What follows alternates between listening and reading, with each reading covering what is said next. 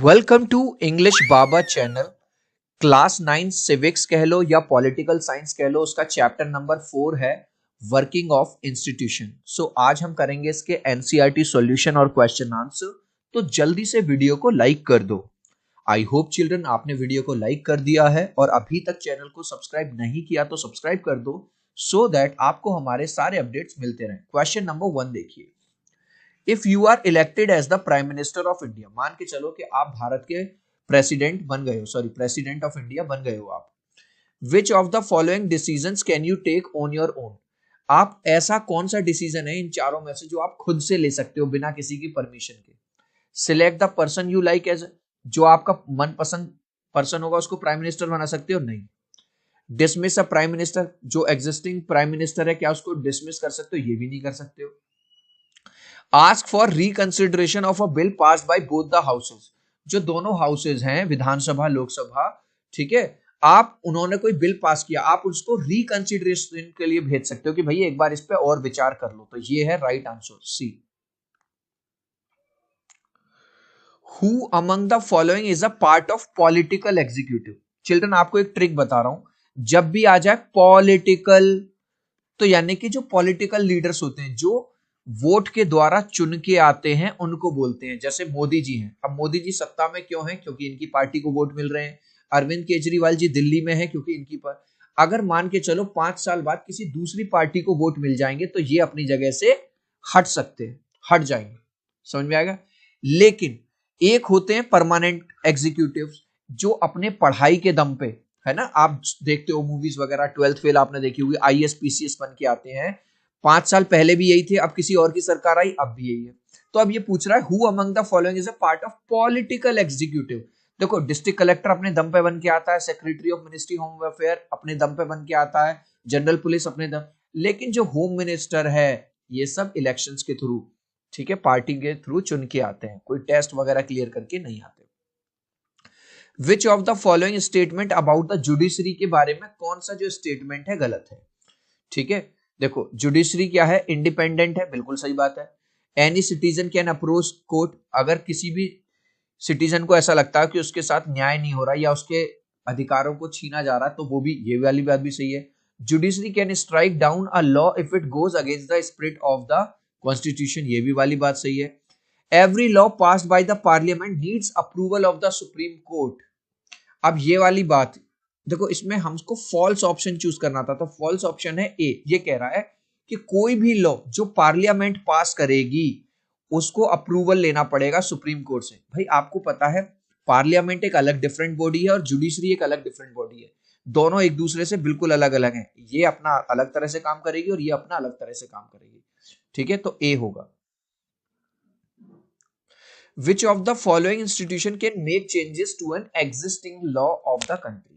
अब हमारे यहाँ पार्लियामेंट जो है, पार्लियामेंट में लोग बैठेंगे, ठीक है, बड़े बड़े मंत्रिमंडल बैठेंगे, विचार करेगा, तो हो सकता है कोई ऑलरेडी पुराना जो रूल चल रहा हो, लॉ चल रहा हो, उसको वो बदल सकते हैं। तो राइट आंसर है पार्लियामेंट, याद रखना लास्ट में पूछूंगा। अब आ जाते हैं हमारे match the column. A new policy is being made to increase the jute export. अब देखो एक्सपोर्ट इंपोर्ट का काम कौन सी मिनिस्ट्री संभालेगी? तो ये है number 1, ministry of commerce and industry. Telephone services will be made. अब टेलीफोन सर्विसेज किसमें आती हैं? कम्युनिकेशन में, तो ये होगा number 2। The price of rice and wheat sold under the public distribution, यानी पीडीएस सिस्टम की बात कर रहा है, खाने पीने की बात कर रहा है, ये है हमारा ministry of agriculture, food and. अब पल्स पोलियो यानी बीमारियों की बात कर रहा है, ठीक है, तो ये हेल्थ वाला जो डिपार्टमेंट है वो देखेगा। The allowance of the soldiers, अब सोल्जर्स की बात आ गई, सुरक्षा की बात आ गई, तो ये हमारा डिफेंस। मैंने इसके डायरेक्ट आंसर बता भी दिए हैं और यहाँ पे ये इसके डायरेक्ट आंसर्स हैं, तो आप देख लेना। अब जो हमारा नेक्स्ट क्वेश्चन है वो इस तरह से है, ठीक है, of all the institution that we have studied in this chapter name one that exercise the power। अब मतलब एक ही क्वेश्चन के अंदर 4 क्वेश्चन दे दिए हैं तो इनको अलग अलग कर लेते हैं।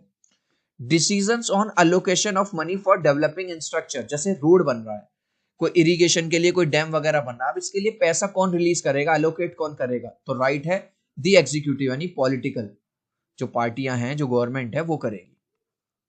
Next, considers the recommendation of a committee on a law to regulate the, अब स्टॉक एक्सचेंज आप सुनते भी होंगे, शेयर मार्केट ऊपर चला गया, शेयर मार्केट नीचे चला गया, ये इस पर रूल कौन बनाएगी? लोकसभा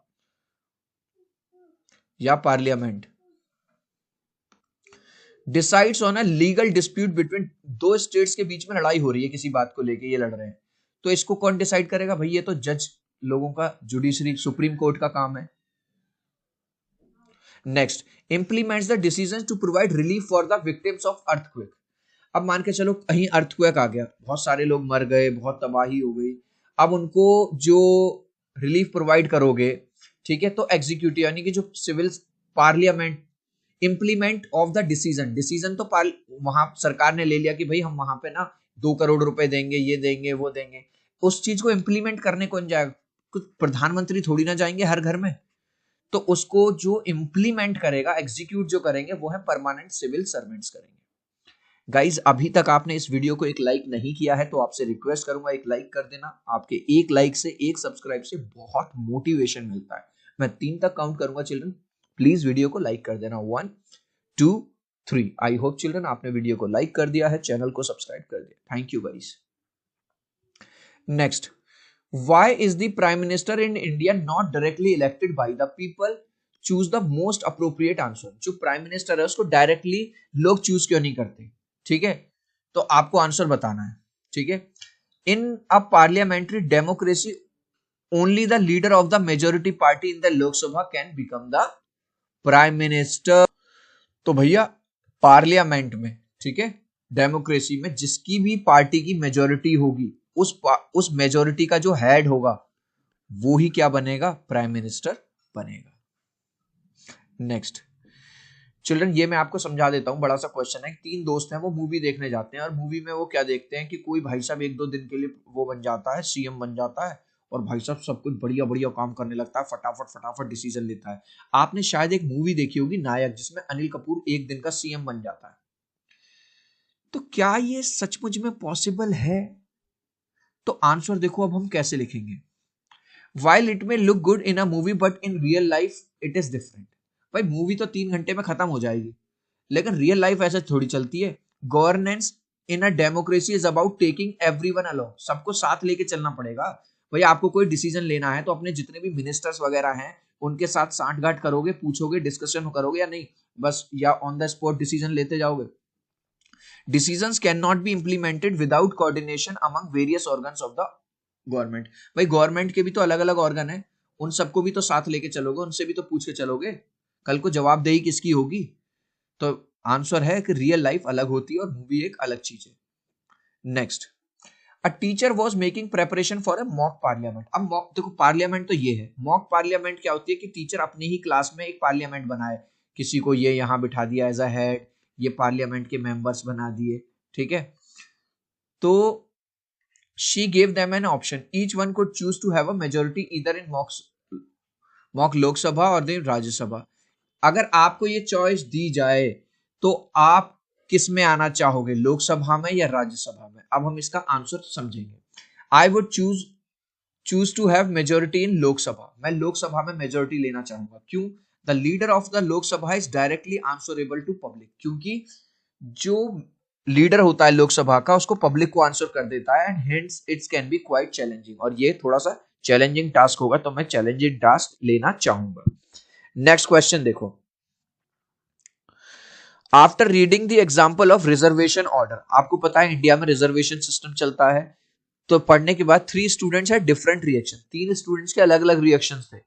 आपके हिसाब से कौन सा व्यू सही है? मेरे हिसाब से जो ऑप्शन बी है वो सही है, जो आंजिया है says that judiciary is independent. Judiciary independent है because it could have a given a verdict against the government order. देखो हमारे यहाँ भारत में कितनी अच्छी डेमोक्रेसी है कि जो जुडिशरी है उसको इंडिपेंडेंट रखा गया है। इसका मतलब यह है कि अगर प्राइम मिनिस्टर भी कुछ गलत करता है ना, तो हमारी जुडिशरी, हमारा सुप्रीम कोर्ट उसके खिलाफ भी जा सकता है और उसके खिलाफ भी एक्शन ले सकता है। The supreme court did direct the government to modify, तो बी ऑप्शन सही है। इस लास्ट क्वेश्चन का आंसर आप मुझे दोगे कमेंट सेक्शन में, देखूंगा कितने बच्चे राइट आंसर देंगे। मैंने स्टार्टिंग में बताया था। Which of the following institution can make changes to an existing law? कोई लॉ बना हुआ है, अगर उसको चेंज करना है तो कौन चेंज कर सकता है? Supreme court, president, prime minister या पार्लियामेंट? आप चाहो तो अपने आंसर में ए बी सी या डी लिख देना, मैं समझ जाऊंगा। सो आई होप मेरा ये छोटा सा वीडियो आपको बहुत अच्छा लगा होगा। प्लीज वीडियो को लाइक कर देना, चैनल को सब्सक्राइब कर देना। अब हम मिलते हैं अगले वीडियो में। Bye bye.